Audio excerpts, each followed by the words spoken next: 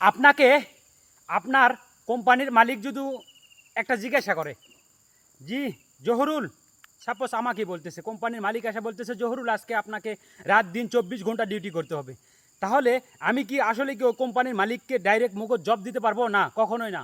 আমার বলার দায়িত্ব কি, যে আমি কাজ করব, আমি অবশ্যই কাজ করব, সমস্যা নাই, কারণ আমি বাইরে আসছি, টাকার জন্যই আসছি। তো ঠিক একই রকম আল্লাহ পাক আমাদেরকে দুনিয়াতে পাঠাইছে দিনে 5 ওয়াক্ত নামাজ পড়ার জন্য।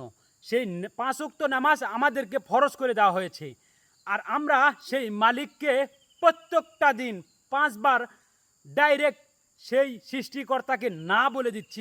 কত বড় গুণের একটি কাজ জানেন ভাই? এই নামাজের ভিতরে পার্থক্য একটা ইহুদি আর মুসলিম, তার মধ্যে পার্থক্যটাই হলো নামাজ। তো আসুন আমরা রমজান মাস সবাই আমরা 5 ওয়াক্ত নামাজ ধরি। যতদিন এই দুনিয়াতে বেঁচে থাকবো ততদিনই আমরা চেষ্টা করব 5 ওয়াক্ত নামাজ পড়ার জন্য।